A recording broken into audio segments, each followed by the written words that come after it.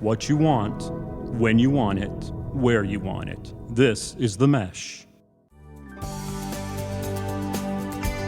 For organizations looking to enhance their customer relationships, this is Stepping Up Service.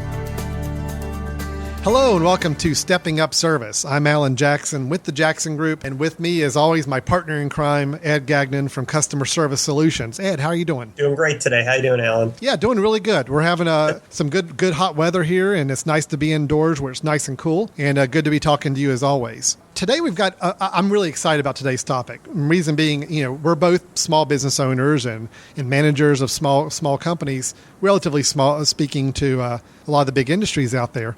And all of the customer service talking that we've been doing in this podcast since day one have been lessons and things that can apply to any level of business. I mean, it could be whether you're brick and mortar, whether you're online, whether you're large or small. But, I get a lot of questions and feedback from people that say, I'm with a small business or I run a small business and I really need to focus on customer service. It's maybe more of a challenge for me because we don't always have quite the resources, the money, the staffing to really build the depth that we want in customer service. But yet we still have to do these things. So, Ed, I'm excited in that today we're actually just going to focus just on small business. And it sounds like to me that you've got some examples or some stories that we're going to talk through, some great examples of service excellence from small business. That's right. And these are all true stories. They all happen. They all have their own unique lesson, real quick nuggets for the listeners to take away from every one of these stories. Perfect. Now, they're not all positive ones, though, right? No. There's little things that can be improved in several of these, but in particular, one is really negative. So we'll kind of talk about that and what kind of lessons we can learn from that one. Okay, great. Well, we'll look forward to hearing those here in just a moment. So just as a quick reminder for everybody who may be the first time you've listened to this show or anything on the Mesh Network, this is our show about customer service here on the Mesh. We have been hosting this show, I think, for several months now and trying to talk through all aspects of customer service excellence, things that people can take away from this episode and hopefully apply to their own business or whatever organization they're a part of. The Mesh is a network of a lot of shows we've got online, so please take a listen and visit us at themesh.tv to see any other shows we have available that you can take a listen to. So with that, let's go ahead and jump into our first example or story. And Ed, I'm just going to let you take it away. Okay, well, Alan, let me ask you a question that relates to the first story. Okay. Do you like to vacuum? I love vacuuming. What do you love about vacuuming? Well, in all honesty, I'll say this. I was saying it when I said it kind of joking, but, the more I think about it, actually, I see vacuuming the same way as I see mowing. Is it's very much I can get in the zone. I can just think about one thing and one thing I'm doing, but my brain can still be toying with other ideas. It's not so mentally consuming like some other tasks may be. Yeah, and I don't necessarily love vacuuming myself, but it's kind of nice, kind of like with mowing. And when you're done, you see the fruits of your labor immediately. I mean, things that's true. Immediately, that's great. Well, his first story is about something relating to a vacuum. True story. There's a lady named Ellie who lives in Winston-Salem, North Carolina, and all of our stories are going to be in either North Carolina or somewhere in the southeast because that's where our businesses are located. Sure. But Ellie visited the Oric vacuum store on Haynesville, Winston-Salem, and she needed service on a vacuum. However, it wasn't an Oric vacuum, and It wasn't purchased at the store, and it was only 1 month old. So Ellie brought it into Oric because the manufacturer that she purchased it from said not to ship it back to them for repair, but instead bring it to a local repair center. And she wasn't familiar with any local repair centers for that particular vacuum, but she knew about the Oric store. She'd passed it a lot of times before, knew about the brand, so that was the first place that came to mind. So here was the issue she was running into with this 1 month old vacuum cleaner that was not an Oric. The cord would not unwind fully. So the cord winds up automatically. When you pull it out, you're supposed to be able to clean several rooms without plugging and unplugging it in, but you could barely vacuum one room because the cord was so short. Okay. It was just all tangled up. So the vacuum would run, but it was a hassle to use. So she brought it to the Oric store. The Oric store asked if they could hold the vacuum, work on it later. Ellie said that would be absolutely fine. Later, an employee from Oric called the customer and said that the issue was resolved. Okay. He had worked on the cord, got it untangled, tested it about 10 times to confirm it worked well. And so she asked, well, great, how much do I owe you? And his response was, not a thing. So this is a situation where the customer had an issue, the company provided a solution, It wasn't even for their vacuum, and it didn't cost a dime. All right. Well, Ed, that's a really nice story, but I got to play devil's advocate on this. Okay. How do I, as a small business owner, manager, or just somebody at a small business, how can I, what's my justification for doing that? Because it sounds like this guy just spent maybe a few hours of time not getting compensated to help this one customer. Sure. Well, first of all, it's one of those situations where he fortunately didn't have to spend hours of time. He did check it multiple times, and it ended up taking him about 15 to 20 minutes to fix it and to check it. Okay. But the second thing to keep in mind is on the back end, they got a lot of great word of mouth. She's told many, many friends, many, many relatives about this story. And it was a situation where it's that almost priceless PR and marketing that companies look for. Look what this organization did with me. You hear about how great their products is, their service is just as great as their product. So on the back end, they got that kind of a fix. Now, what the employee did is he didn't necessarily go in intending to fix it for free. He intended to take a quick look at it, try some things, and if there would have been a part that was required that cost some money, or if there was going to be some kind of intensive labor, sure, he would have called the customer and he would have offered some different alternatives to get it fixed and what the cost was. But since this was something that he could do fairly easily, it didn't require additional parts, from his perspective and that store's perspective, this is something that they were open to and willing to do for free for a customer. Okay. So the idea being, if I'm a real numbers, money focused guy on this, the idea is that, okay, yes, I may have spent a little bit of time for no cost helping this potential customer out. The outcomes are, A, this person may become a future customer of mine. So I've already built up some goodwill with them. That's Secondly, this person probably has friends and family, I would assume, that they're going to tell people about. So if you gain one new customer because of this one exchange you just made, this 15, 20 minutes of your time, it's completely worth it at that point. Right. And if he would have said no to the request to take a look at it, obviously there would have been no positive word of mouth. There would have been no potential to have this customer for the future. If he had said, yes, but I'm going to charge you, and said that up front, no matter what I do, it's going to be a $50 fee, then again, they might not have gained a customer, or maybe they would have gained it. But in this case, the avenue that he took was pretty flexible. Let's see what I can do. He didn't say no immediately. He didn't say, yeah, but it'll be $50 no matter what. He said, let me see what I can do. Let me try. And in trying, maybe he would have done something that would have earned some revenue for the company. But in this case, he did something that earned a lot of goodwill. Very nice. Okay, so the lesson here for the small business person to hear is that sometimes it's okay to give away a little bit and to do some things, not always worrying about the nickel and diming on things. The overall goal is we are trying to help build a loyalty and build relationships with people, because we know in the end that's going to lead to some good things for our business. Right, and that's one of the big differences between organizations that focus on customer service versus organizations that focus purely on sales. Too often, organizations that focus purely on sales are concerned with every transaction making a nickel. Yeah. Organizations that are focused on customer service are thinking, how can I keep a customer that's going to give me a ton of nickels in the long term? Perfect. And when you think a little bit more long term, you make more decisions like this for the long term. Perfect. I like that. That's great. Okay, so good first story. Good lesson to learn from that for the small business person out there. Let's move on to your second story. What have you got for us there? Okay, this is the bad one. Oh boy, here's the bad one. Okay, I'm ready. Okay, and this is a personal story, so if I rant, I'll apologize up front. No, ranting's okay. Go ahead. I love ranting. Is good. Okay, good to know. I went to go get the newspaper on a Sunday morning, and this happened actually a couple years ago, and I noticed water flowing from my garage. Which is always a good thing, by the way. Yes, that's what you expect to see when you're just walking out in your pajamas and your glasses and your hair's all messed up, and you're wanting to start the day kind of in a relaxed way. You see water pouring out from your garage. So yes. I looked in the garage, and the water heater was leaking. So I called a plumber, and this is a Sunday morning. After one ring, it was great. The company answered. They promised a prompt response from serviceman, since I was talking to, obviously, somebody in the call center, and the response came 30 minutes later. Great. I explained that our water heater also heats the house based on the type of water heater it is, and after a very cold Saturday night, my wife and child needed a warm house as soon as possible. Yes. Basically, the serviceman said, someone will call you back at 8 o'clock Monday to schedule a diagnostic check and probably order a replacement. Okay. So basically, we were going to have another cold night. At least this time we knew we were going to have a cold night. We ended up sleeping at a neighbor's house that Sunday night because this was during the winter when all this happened. Sure. Of course, nobody called Monday morning. So I had to call them twice. The first time I called them was because they didn't call at 8. The second time I called them is because they didn't call back after my 8 o'clock call. The customer service rep couldn't find any record of the Sunday conversations I had with the employees. So again, they logged my information, and we scheduled a diagnostic check for between 1 o'clock and 5 o'clock. Does that sound familiar, Alan? Yes, it does. The 4-hour window. There you go.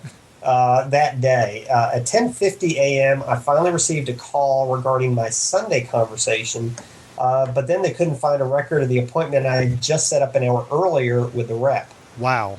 Okay, I know this is getting crazy and confusing, but it continues. Oh, no. 15 minutes later, and believe me, I documented all this because I was livid. I was told that my address was entered incorrectly, and my appointment would have to be rescheduled. Oh, no. So for the first time in my life, even though I'm in customer service, I usually can avoid doing this, but for the first time in my life, I asked to talk to the service manager. He listened to my situation and my sense of urgency, and his resolution was to call a plumber from another company. Really? To come out and install a new water heater. All right, Okay. so let's kind of tally the score here. Yes. 6 people from the first company spoke with me. Yes. 3 times they logged or updated my information. Okay, got it. 2 times they scheduled me. Right. 1 time they got the address wrong. 1 time they lost my appointment, and 2 times they said they'd call back and did not call back. Wow. So this is, a company with, every time I talk to somebody, they were really, really nice. They picked up on one ring on Sunday. They had all the best intentions, but this company was so disorganized that they lost my business to another company. And you know what's the funny thing about this, Ed, is that it kind of goes back to some of the dialogue we've had in episodes past.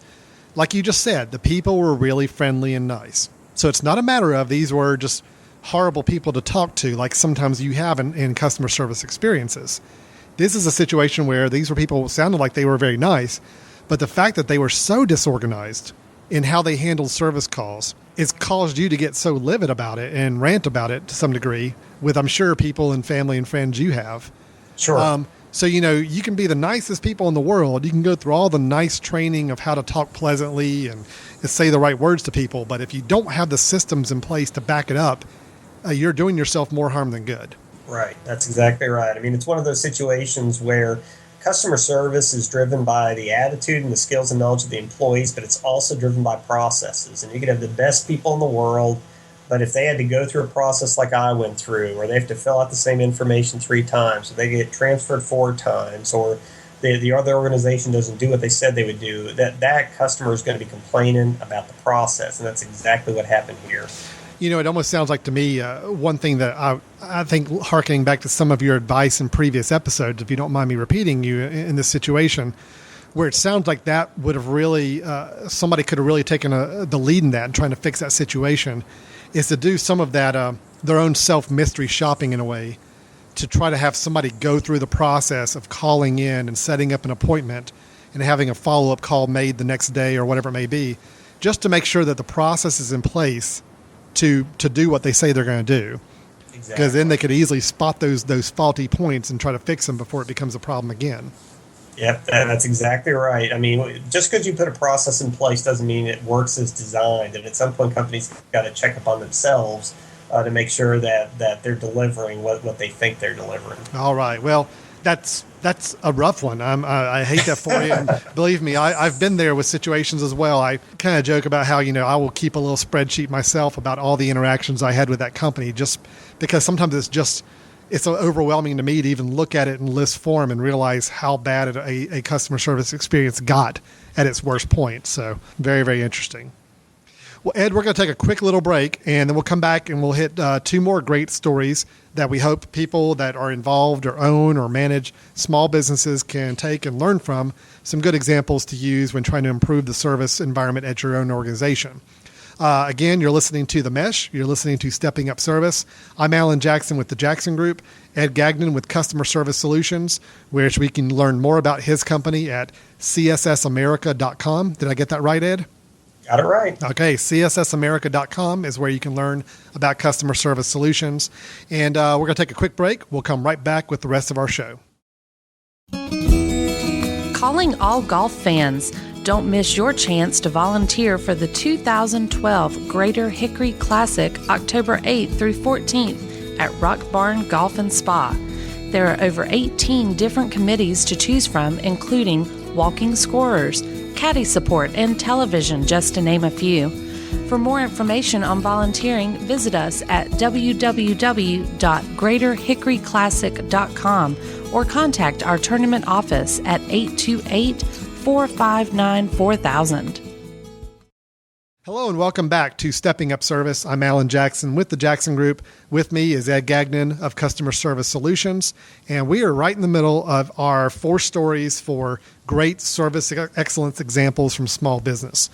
We've already hit 2. One was positive, one was negative. Trying to tell these stories that we hope small businesses can listen to and take some great advice or kind of messages from these examples that you can take and implement or incorporate into your own business to help provide even better service for your customers. So Ed, let's get to your story number 3. And story number 3 is more about just the consistency of the experience we get from an electrician. This electrician is called Amherst Electric, and what makes them special is that this company is the company that you call on the phone and they immediately answer. Okay. You ask for advice, and they'll give it to you over the phone. Okay. They won't say, well, we'll charge you $80 to come take a look, and then we'll let you know if it's something you can fix on your own or if you need us to fix for you. I mean, they'll give you the advice over the phone. If you want to try something yourself, they literally will give you some pointers to consider. I've done this several times myself with Amherst, literally saying, I have this situation. This is where it is. I'm thinking of doing this. Is this something I can do by myself? If so, any hints? And then they'll either guide me in the direction of how to do it best myself or how to actually get something scheduled with them. And if I do schedule time with them, they actually show up when it's scheduled. Okay. And it's the kind of company you want to refer to others. It's the kind of people that are a joy to talk to. And I had all these personal experiences with them. And then I'm reading through Angie's List, which is this publication where you can evaluate different service providers. And sure enough, in an episode, or I guess an edition of the Angie's List publication, they were highlighted as one of those service stars that Angie's List tries to highlight. Wow. And when they're working in your home, when they come on site, they don't tell you that you need to leave them alone. If you want to talk to them, they're happy to chat with you. They're happy to walk through the process as they're doing the fix or they're doing the install. If you want to do other things, it's absolutely fine as well. So, there are certain gems out there in the service world, and usually those organizations are gems not just because they're technically proficient, but it's because they understand and live the true value in meeting service excellence. Now, so let me make sure I understand this. So you can call this firm to explain the problem you're having. They could be very likely to walk you through some solutions and ideas over the phone, and you're not getting charged for it? Yeah, that's exactly right. I mean, we'll call them up and we'll say this is happening, and have you do you have a few minutes? Why don't you go to the fuse box in the garage and let me know what these fuses look like, or you're getting ready to do this. Tell me what you're thinking about doing, and I'll kind of walk you through some tips. Or, this is something, Ed, where, we really probably ought to come on site and do this for you. But, if it's a matter of advice, they'll give you the advice. They are not just looking to find another appointment to come out to your house and spend, $80 or $100 doing something that they can give you some advice on and you can do for yourself in 5 or 10 minutes. All right, well, Ed, I know this may sound like repeating ourselves a little bit from our first story, but all right, I'm going to put on the CFO hat for a little bit, and sure. I'm kind of freaking out right now. So basically, my staff are going to be on the phone maybe for hours every day, possibly just giving advice to people on how they can fix their own problems. Where is the benefit for me as a company owner in that? Well, again, kind of similar to the first one as well. Not only the good word of mouth they've gotten over time, and now the good publicity through Angie's List, but we've personally had announced at least 5 to 7 times, even though there's probably been 2 or 3 times where they gave us advice over the phone, and we basically took care of it ourselves. So It's one of those situations where if they'd have said, sorry, we don't give advice over the phone, but we'll come out and it's an $80 minimum, I might have used them once or twice or three times at the most and gotten kind of tired of an organization that wasn't trying to be helpful. They were just trying to make a transaction and been done with them. Instead, I continue to use them when needed. I continue to ask for advice when needed, and I continue to tout their services as well. So it's one of those situations where if they can, in a 5-minute call, give me some advice, build that goodwill, then it's not taking up that much of their time during the day. And it's keeping a customer that they know is going to come back repeatedly. So it's really playing for the long game in this whole thing. You may not get the $80 service calls like piling up all throughout the week, but they're playing the game of knowing that, we give away some of this stuff now. We build relationships with the hopes that when a bigger need comes down the road or they need to tell their family and friends where to go, we're going to be the one they call. We're going to be the ones to do that work.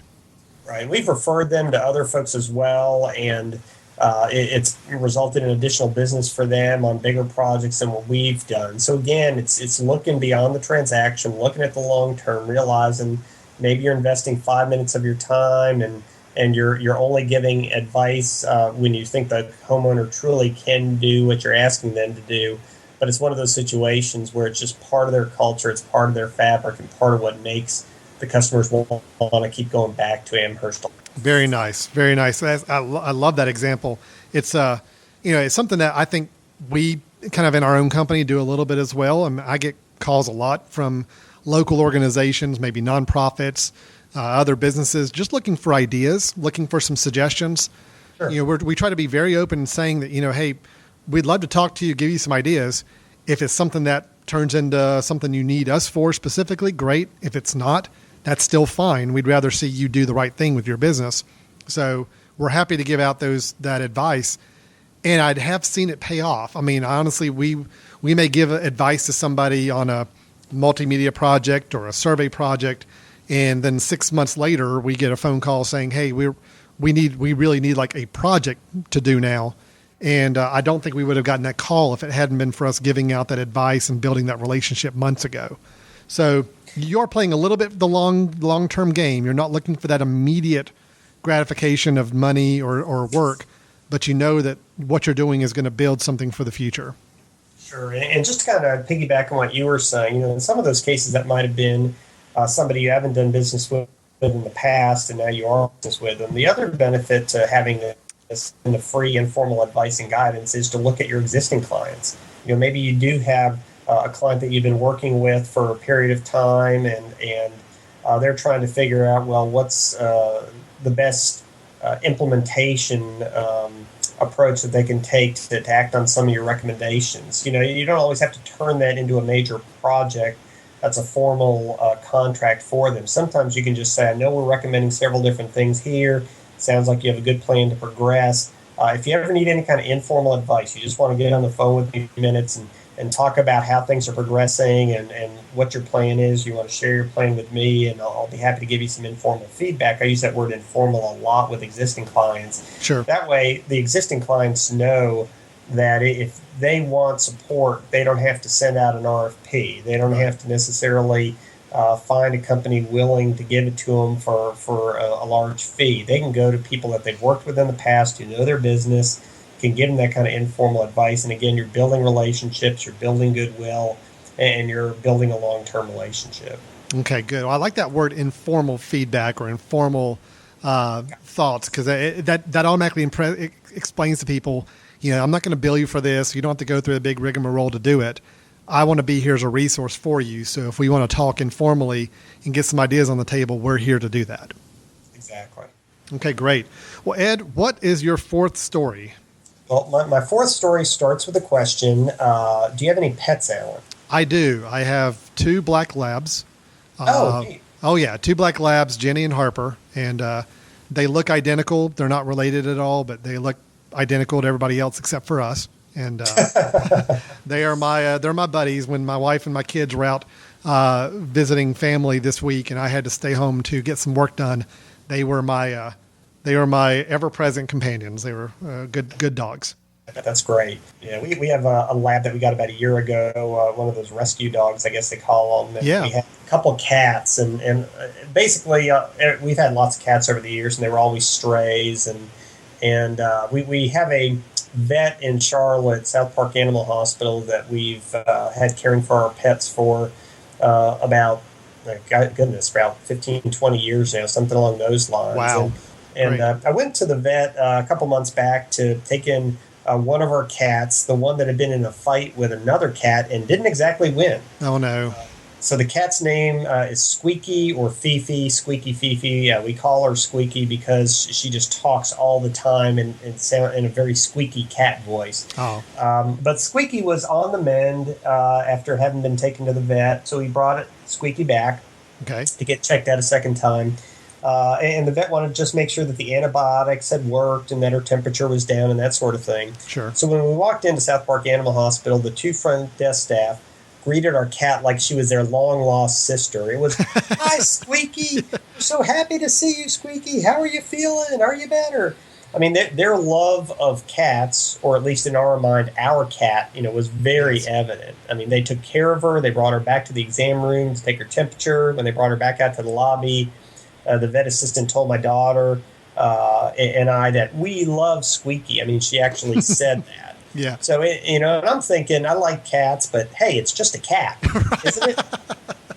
Hello. But to them, no, it wasn't just a cat. Yeah. It was more than a cat. And if we think about, how this cat story, this pet story relates to us as human beings, I mean, how often do you go into a business and get a reception like this? "Hey, Alan, I'm so happy to hear you. How you feeling? Are you doing better?"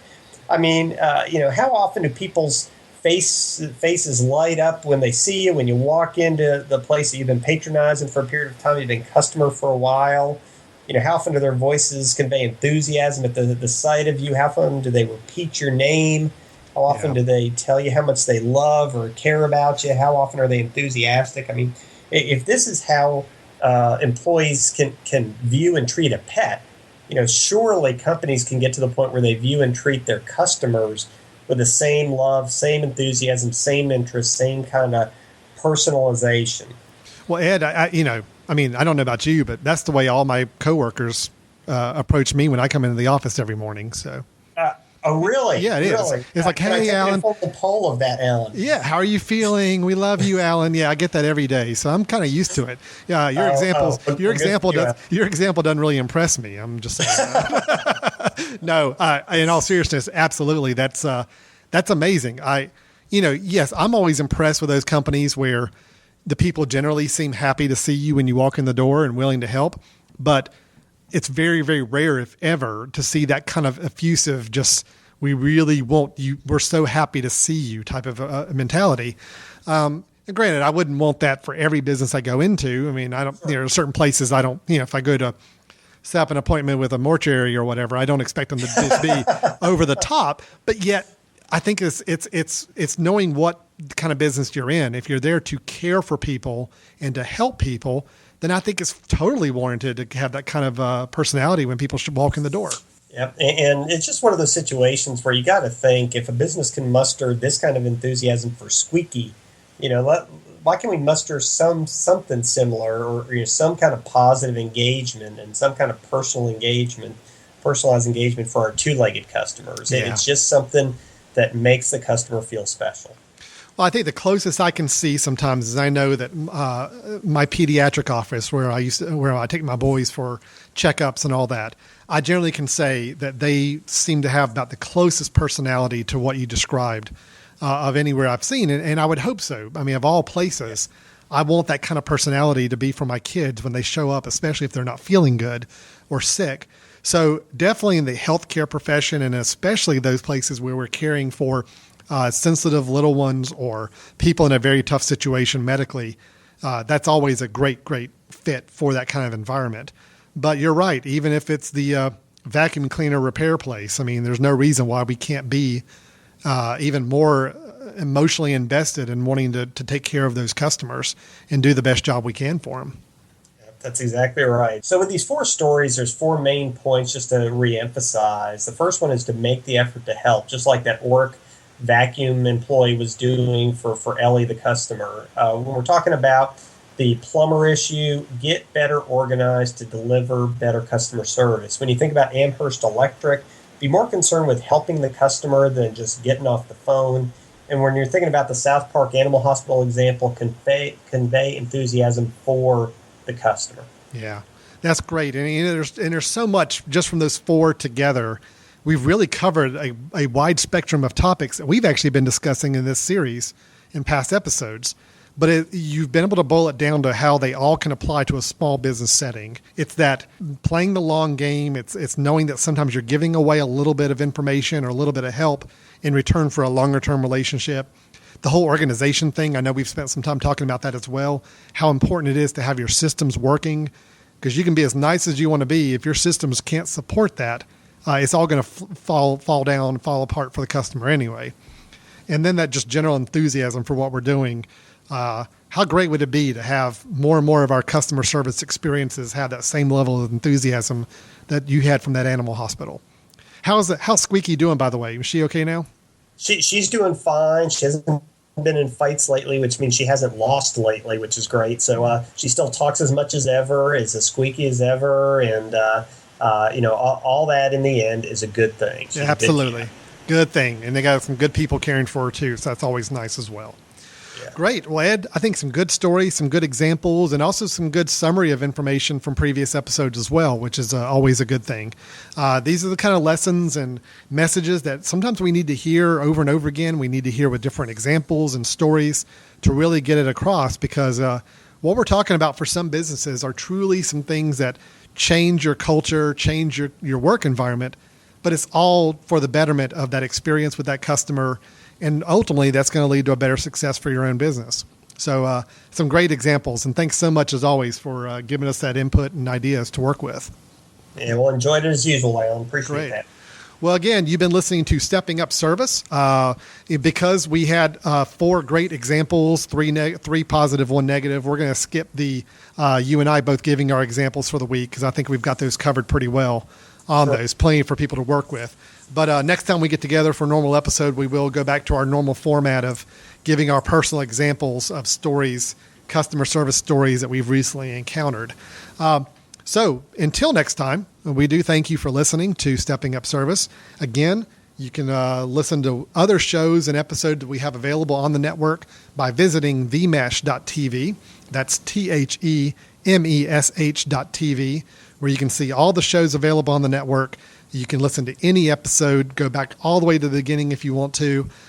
We are approaching our 1-year anniversary this month. We're very excited about going to be putting together some new things for the network, both in the website and maybe even a new show or two popping up in the near future. If you have any feedback for us, you can send us an email at info@themesh.tv. That's info@themesh.tv. And there's also a contact us form on our website where you can simply fill out a quick little form if you've got a suggestion, an idea, anything you want us to address or maybe talk about in the future. We would love to hear your feedback on that. So I'm Alan Jackson with Ed Gagnon. Ed's from Customer Service Solutions, CSSAmerica.com. I'm with the Jackson Group, which is thejacksongroup.com. And until next time, thanks for listening, and we'll talk to you next episode.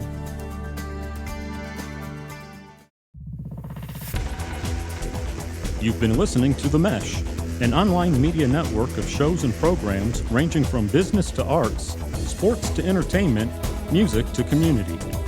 All programs are available on the website as well as through iTunes and YouTube.